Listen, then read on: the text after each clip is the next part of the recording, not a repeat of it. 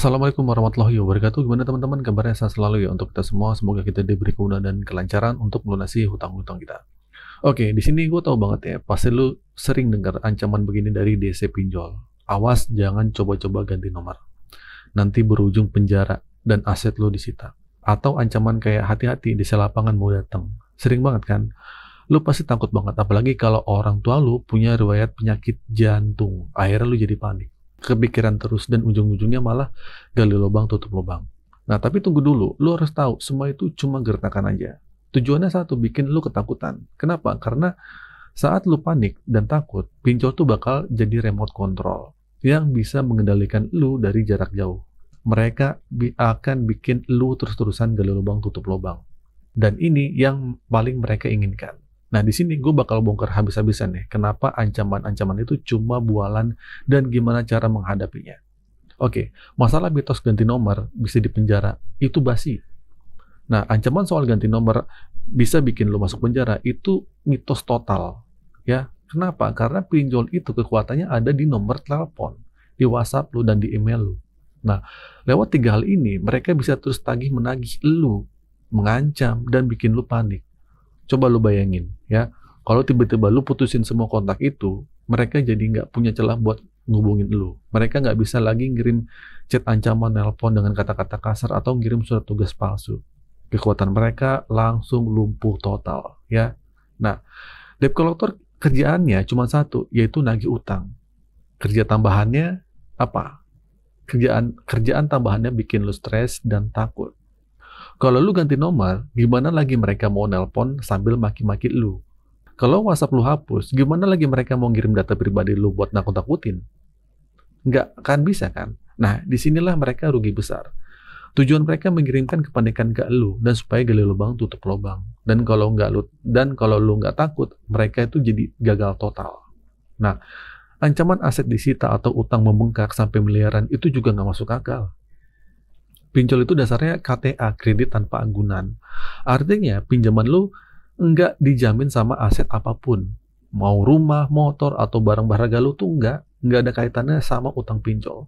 Kalaupun mereka mau sita, prosesnya panjang banget dan harus lewat pengadilan. Udah gitu, utang lu nggak bisa membengkak seenaknya. Bunga, denda, dan biaya layanan itu sudah diatur sama OJK, maksimal cuma 100% dari pokok pinjaman lu. Jadi kalau lu pinjam 1 juta, ya utang lu paling banyak jadi 2 juta. Itu pun kalau lu telat bayar sampai bertahun-tahun ya. Oke, masalah kunjungan desa lapangan, jangan terlalu percaya. Nah, inilah yang paling sering bikin lu panik. Ancaman desa lapangan bakal datang ke rumah lu. Lu sering kan dapat chat yang bilang, penurunan 100 lapangan desa lapangan akan dilakukan mulai 4 Agustus sampai 30 Agustus. Atau surat tugas palsu yang isi cuma gertakan. Lu harus paham ya, desa itu manusia. Dan mereka tahu betul apa yang bikin lo takut. Mereka itu tahu utang itu masalah pribadi. Yang pingin lo rahasiain dari keluarga atau tetangga, bahkan teman-teman lo. Makanya mereka terus-terusan mengandalkan ancaman kunjungan ke rumah, ke kantor lo. Dan mereka tahu ini adalah senjata yang paling ampuh. Padahal surat tugas yang mereka kirimkan itu adalah cacat biasanya. Coba deh lo perhatiin baik-baik. Pertama, tidak ada nama aplikasi yang jelas. Ya. Kedua, tidak ada nominal utang yang spesifik.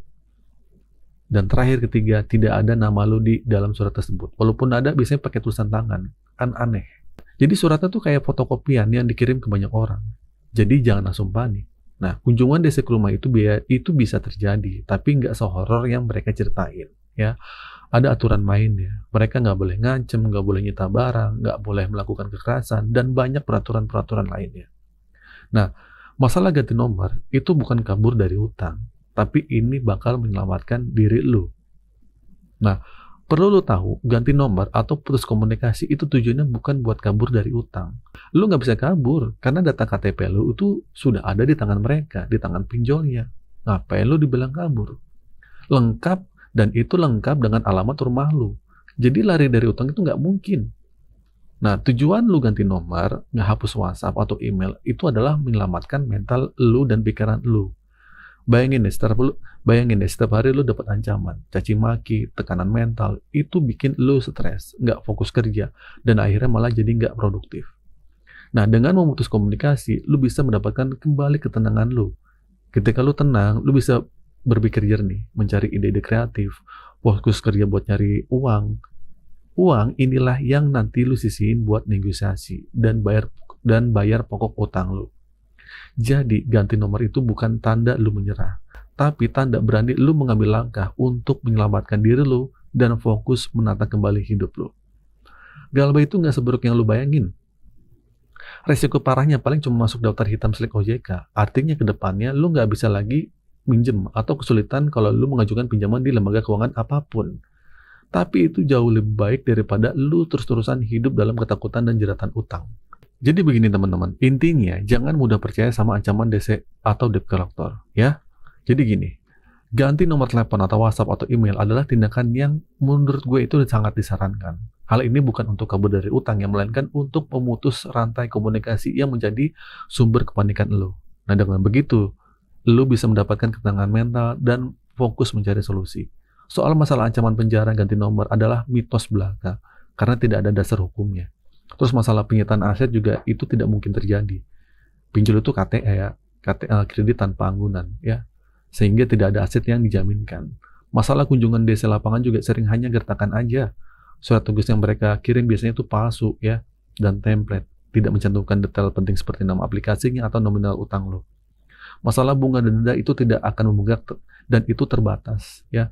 OJK telah membatasi total utang maksimal itu cuma 100% dari pokok pinjaman. Intinya buat kalian lagi ya, terakhir nih, jangan mudah terpengaruh oleh ancaman debt collector pinjol. Semua gertakan mereka yang mereka sampaikan, mulai dari ancaman penjara, penyitaan aset, hingga kunjungan desa lapangan, hanyalah taktik untuk membuat lu takut. Tujuan utama dari taktik ini adalah membuat lu panik, sehingga terjerat dalam lingkaran gali lubang tutup lubang. Kalau udah kayak gitu, DC pinjol tuh seneng. Jadi, tindakan yang terbaik yang dilakukan adalah memutus komunikasi dengan mengganti nomor telepon lu, ya. Hapus komunikasinya lah. Hal ini bukan berarti lu keluar dari tanggung jawab, tapi langkah untuk menyelamatkan kesehatan mental lu. Nah, dengan ketenangan ini, lu tuh dapat berpikir jernih dan mencari solusi finansial yang lebih baik. Ingat ya, keberanian dan ketenangan adalah kehancuran bagi taktik mereka. Semua risiko dari pinjol paling parah hanya berupa masuk Slick OJK, dan artinya lu akan sulit meminjam lagi. Dan itu jauh lebih baik daripada hidup lu dalam tekanan dan ketakutan setiap hari. Oke, itu sih teman-teman video kali ini. Semoga video ini bermanfaat. Akhir kata dari saya, Assalamualaikum warahmatullahi wabarakatuh.